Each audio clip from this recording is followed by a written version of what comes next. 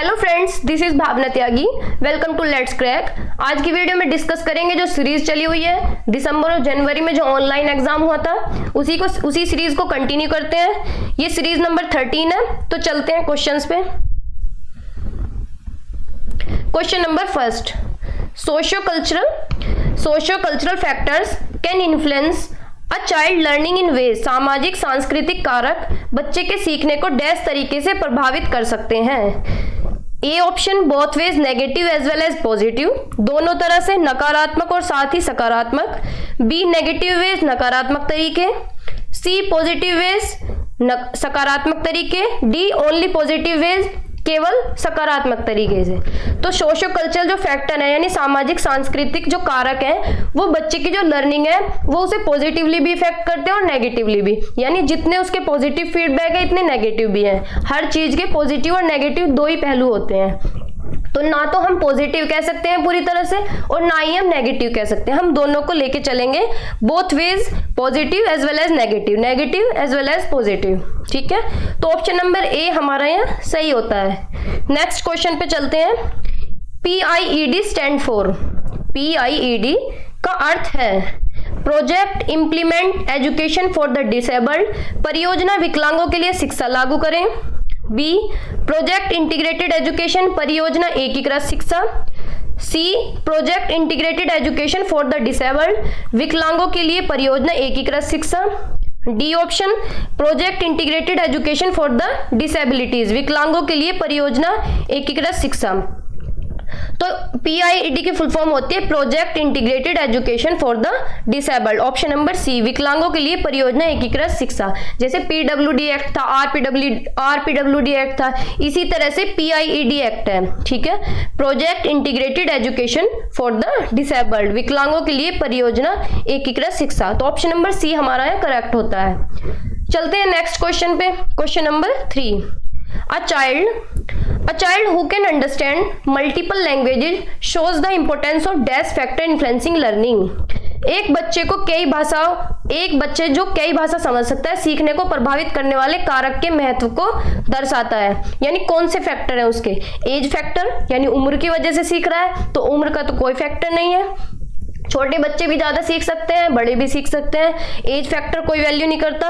Environmental factor ये ठीक हो सकता है। सोशियो कल्चरल फैक्टर, सामाजिक सांस्कृतिक कारक, ये बात बिल्कुल सही है। यानी बच्चा अपने समाज में रह के सीखेगा। एनवायरमेंट इसी के अंदर आ जाएगा कि एक समाज में एक एनवायरमेंट क्रिएट हो जाएगा। बच्चा जहां जैसे माहौल में रहेगा वहीं की भाषा सीख जाएगा, वो वहीं की लैंग्वेज को ग्रैब कर लेगा।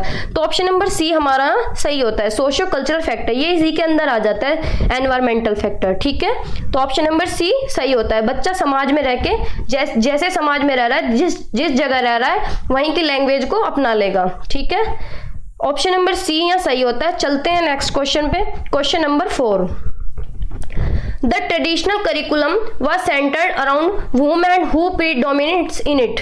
पारंपरिक पाठ्यक्रम किसके इर्द गिर्द केंद्रित था और इसमें कौन मुख्य है? तो ट्रेडिशनल करिकुलम बेसिकली पहले जमाने में हुआ करता था जिसमें टीचर सेंटर्ड करिकुलम था, यानी सब्जेक्ट सेंटर्ड था। सब्जेक्ट को मेन माना जाता था और टीचर की ही वैल्यू थी, टीचर ही एक्टिव मेंबर था। ठीक है, बच्चे आराम से बैठ के सुनते थे, उसमें लेक्चर मेथड चलता था। तो ऑप्शन नंबर ए हमारा इसे फॉलो करता है, subject centred and teachered. Subject centred और टीचर के इर्द गिर्द ही घूमता था। इसमें टीचर प्रमुख होता था और सब्जेक्ट सेंटर्ड करिकुलम होता था। और ये चाइल्ड सेंटर्ड और चाइल्ड ये आज के टाइम का है, जिसे एनसीएफ फॉलो करता है, कंस्ट्रक्टिविज्म फॉलो करते हैं। ठीक है, स्कूल सेंटर्ड स्कूल जैसी कोई बात नहीं है, टीचर सेंटर्ड बहुत, ये दोनों ऑप्शन बिल्कुल गलत हैं। तो ए ऑप्शन हमारा है सही होता है।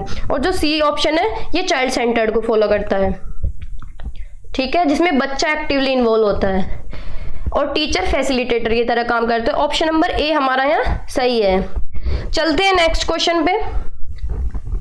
Dash is the comprehensive and integrated flagship program of the government of India to attain the universal elementary education in the country is a mission mode.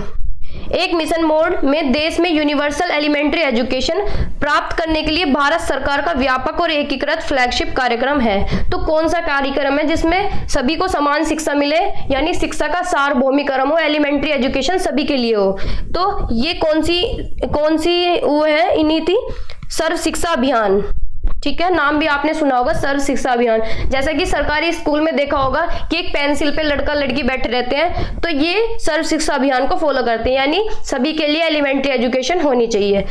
Elementary education का सार्वभौमिकरण होना चाहिए, पूरे विश्व में सभी को एलिमेंट्री एजुकेशन लेने का राइट है।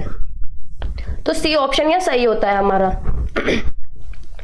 चलते हैं नेक्स्ट क्वेश्चन पे, क्वेश्चन नंबर 6।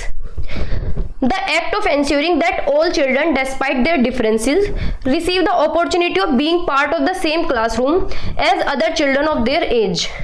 यह सुनिश्चित करने का कार्य कि सभी बच्चे अपने मतभेदों के बावजूद, क्वेश्चन को बिल्कुल ध्यान से पढ़ना है, अपनी उम्र के अन्य बच्चों के समान कक्षा का हिस्सा बनने का अवसर प्राप्त करें। तो ये क्या है, जिसमें जिस एज का बच्चा है वो उसी क्लास में पढ़े, उसे किसी भी कैटेगरी से आता हो, किसी भी सोसाइटी से बिलोंग करता हो, ऊंच नीच का फर्क ना हो, सभी बच्चे एक ही क्लास में समावेश करके पढ़ें। तो ये किसके अंदर आता है, एजुकेशन फॉर ऑल। बच्चे के डिफरेंसेस को नहीं देखना, हमें सिर्फ बच्चे को देखना है, सभी बच्चों को एक साथ सिमिलर लेके चलना है। ठीक है, बच्चे को अलगाव बिल्कुल महसूस ना हो, इंफीरियर बिल्कुल फील ना हो। तो ये किसके अंदर आता है, इंक्लूसिव एजुकेशन के लिए।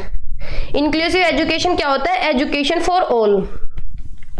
एजुकेशन फॉर ऑल, सभी बच्चों के लिए समान शिक्षा, चाहे वो किसी भी कैटेगरी से बिलोंग करता हो, किसी भी वर्ग से हो, किसी भी क्लास से हो, किसी भी जेंडर से हो, किसी भी एवरेज हो, पुअर हो, इंटेलिजेंट हो, इससे कोई मतलब नहीं, सभी बच्चे एक क्लास में समावेश करके पढ़ेंगे। ठीक है, तो ऑप्शन नंबर बी हमारा यहाँ सही होता है। इससे 5 नंबर के क्वेश्चन, 5 नंबर का आता है ये इंक्लूसिव एजुकेशन सीटेट में, तो इसे भी हम अच्छी तरह करेंगे। Question number 7, Priyanka is suffering from dyslexia, so which of the following characteristical will she show. Priyanka dyslexia से पीड़ित है, तो वह निम्नलिखित में से कौन सी विशेषता दिखाएगी।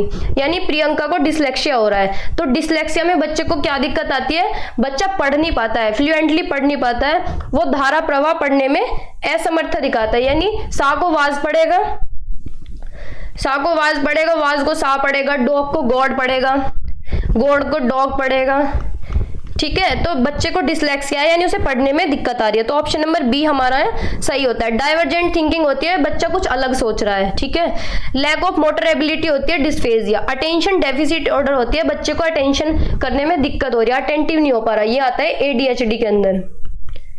ठीक है, तो ऑप्शन नंबर बी हमारा यहाँ सही होता है। इनएबिलिटी टू रीड फ्लुएंटली, जिस बच्चे को डिसलेक्सिया होता है उसे पढ़ने में दिक्कत आती है। चलते हैं नेक्स्ट क्वेश्चन पे, question number 8। Curriculum development does not include, पाठ्यचर्या विकास इसमें शामिल नहीं है। पाठ्यक्रम के अंदर तीन फैक्टर आते हैं, content, learning experiences and objective. ये तीनों के इर्द गिर्द घूमता है, ये 3 चीज करिकुलम की बहुत इंपॉर्टेंट है। ठीक है, तो चलते हैं ऑप्शंस पे। सेलेक्टिंग द कंटेंट, सामग्री का चयन, ये बात तो ठीक है, ये करिकुलम का हिस्सा है। ऑर्गेनाइजिंग द लर्निंग एक्सपीरियंसेस, सीखने के अनुभव को व्यवस्थित करना, ये बात भी ठीक है। राइटिंग रिसर्च पेपर, शोध का लिखना, ये बात गलत है, शोध पत्र लिखना रिसर्च जैसा कुछ नहीं होता है, स्कूल में रिसर्च बहुत हाई लेवल हो जाता है।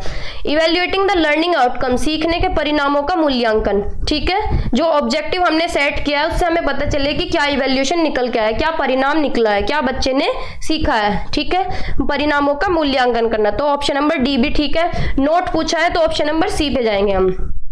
ठीक है, ये भी देखना है कि क्वेश्चन में पूछा क्या है। चलते हैं नेक्स्ट क्वेश्चन पे, क्वेश्चन नंबर 9।